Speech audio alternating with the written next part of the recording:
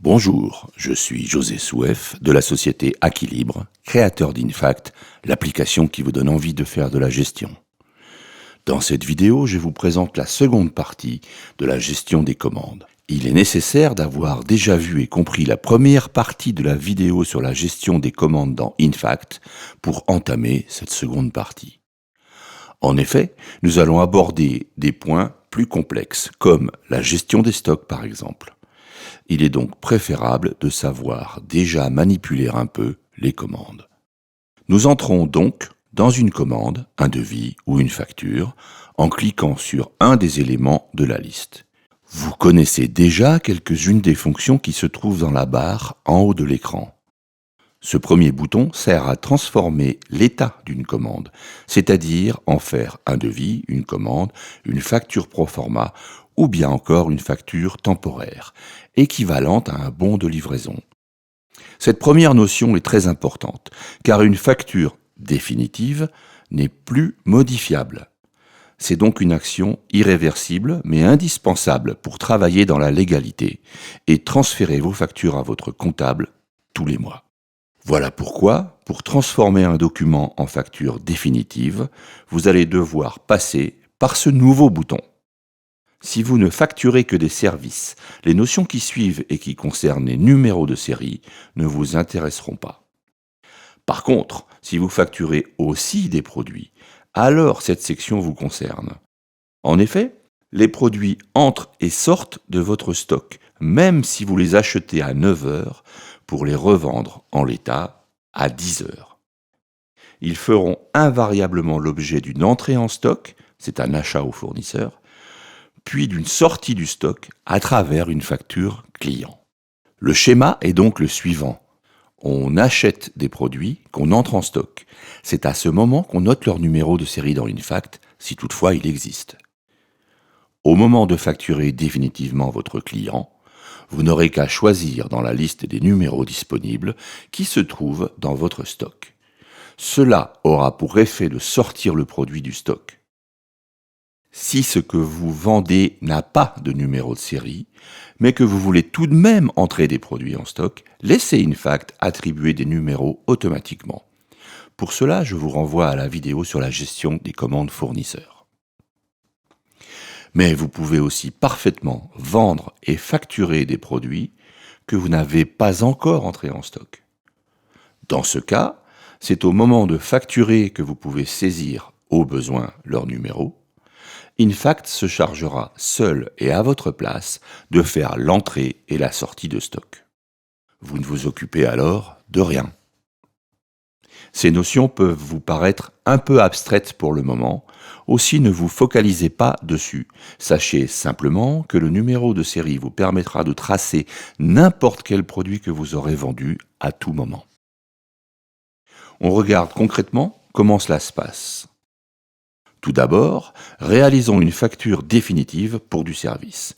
On clique donc sur ce bouton qui n'est accessible que si l'on n'est pas en modification, ce qui a pour effet de faire apparaître le formulaire de validation de facture. Comme vous le voyez, vous pouvez donc valider directement et Infact se charge alors de tout. La commande, le devis ou la facture temporaire sera transformée ainsi en facture définitive et donc ne sera plus modifiable. Mais vous pouvez aussi saisir ce que vous voulez dans cette zone, ce qui fera office de numéro de série, et Infact se chargera du reste lors de la validation. Maintenant, regardons ce qu'il se passe pour une facture dans laquelle nous aurons des produits qui sont déjà en stock, d'autres produits qui ne sont pas encore en stock et du service. Dans cette commande, par exemple, réalisée grâce au système de configuration, nous avons 3 lignes.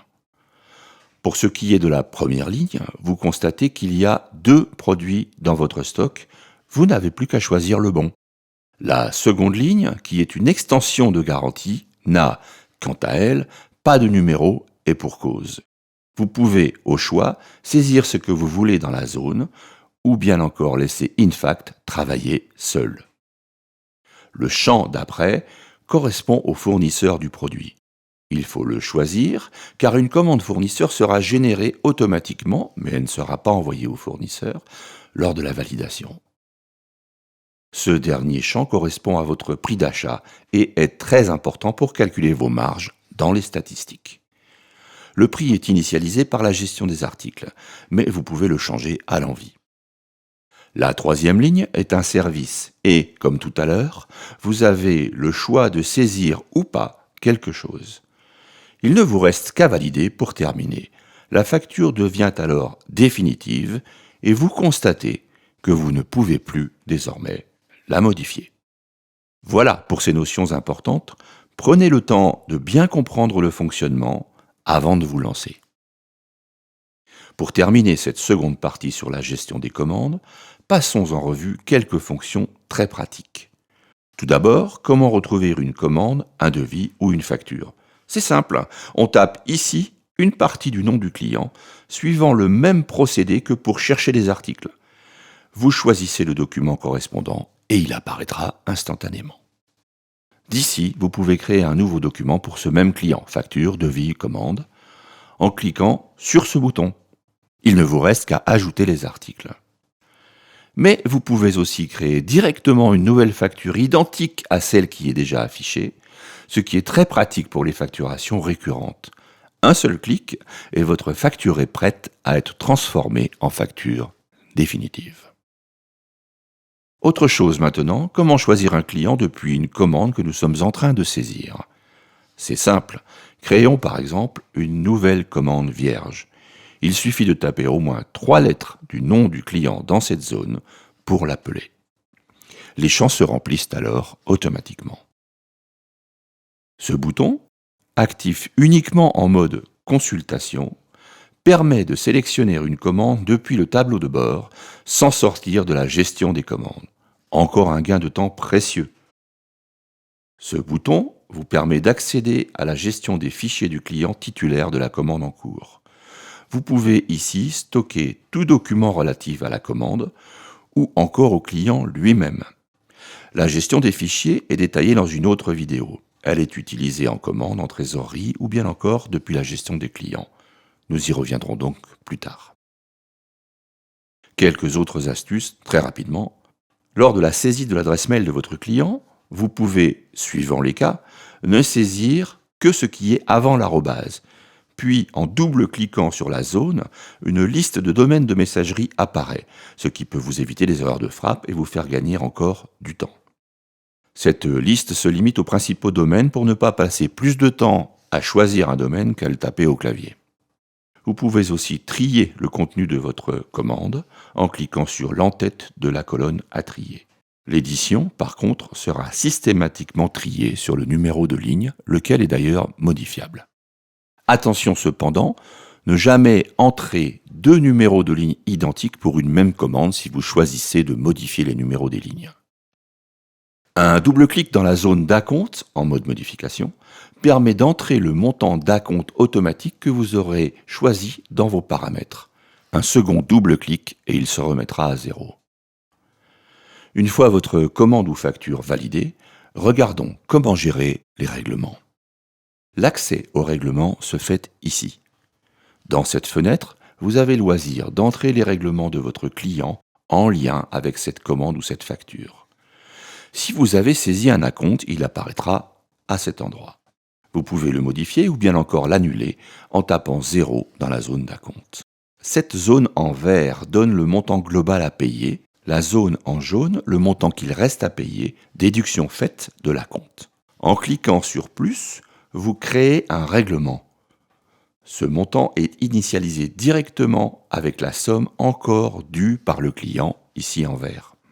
Mais vous pouvez parfaitement changer ce montant et entrer ce que vous voulez. La zone suivante correspond à la date du règlement. Et enfin, le type de règlement, chèque, CB, liquide ou autre.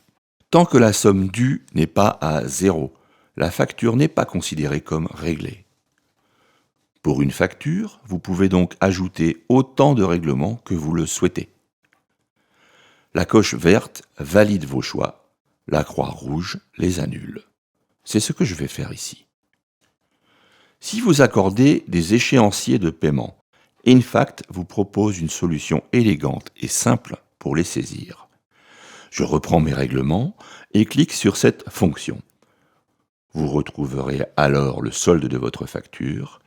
Il vous suffit de laisser ou modifier le montant que vous souhaitez échelonner, de préciser quel jour cela doit être fait, le nombre d'échéances et le mode de règlement.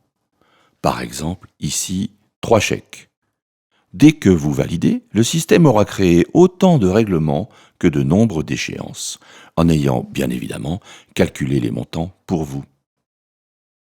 À la validation des règlements, ce sera comme si vous les aviez entrés à la main, sauf qu'Infact aura travaillé à votre place et beaucoup plus rapidement. Vous savez maintenant à peu près tout des fonctionnalités de la gestion des commandes et des factures. Vous savez utiliser les configurations, le système de recherche, la création de factures récurrentes, les règlements. N'hésitez pas à revoir cette vidéo pour mémoriser les astuces. Vous pouvez désormais cliquer sur la porte de sortie qui vous ramène au tableau de bord dont l'utilisation fait l'objet de la prochaine vidéo de formation.